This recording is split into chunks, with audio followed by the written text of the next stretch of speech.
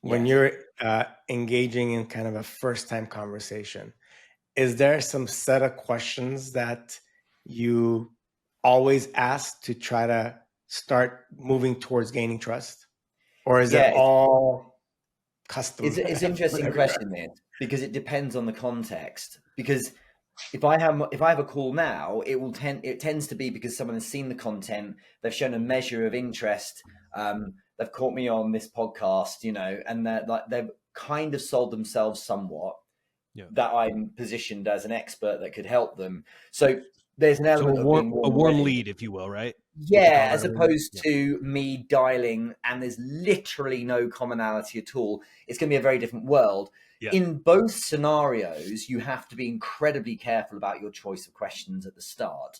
Let's take the former. If you are meeting someone who you already have like some interaction with and is kind of warmed, essentially you're well positioned, then you have the earned right in this dynamic to take the lead and to ask them questions.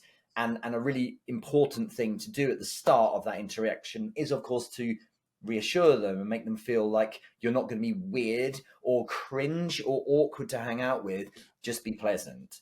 And so, like, Artin, when I joined the call, you were right there and were being literally that. And then, Michael, you joined, it was really weird. I'm joking. When you joined, it was really good as well because we're being really pleasant. I was hoping it would go there. Yeah, it's fine. But what we're able to do then is dictate terms, and because they came to you somewhat, you can say, look, let's do this. Why don't we learn a bit about you first? And essentially, the agenda of a warm call is always 3 parts. First is about them. Second is about the 2 of you, and the third is about you. The mistake is going, me first. Here's a bit about me. Here's what I want to sell you. Instead, keep your powder dry, learn some things.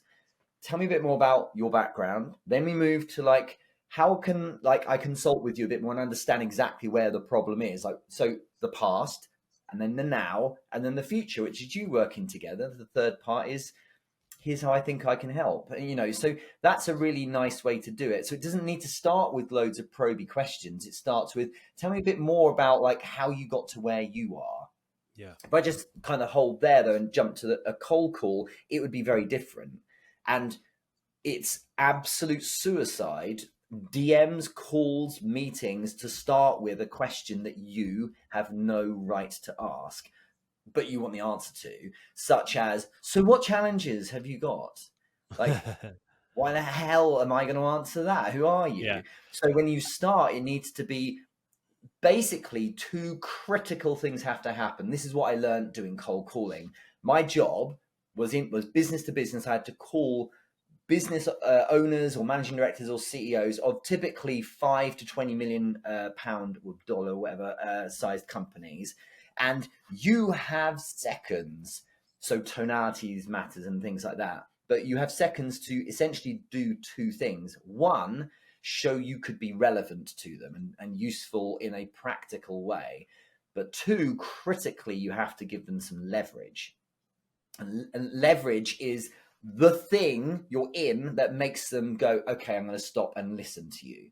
There's a famous scene in, I think it's Goldfinger. I'm going to show my age here, guys, with the James Bond film, where I think it's Goldfinger, where James Bond is strapped to a table. They're going to try and kill him, as they always do, never do.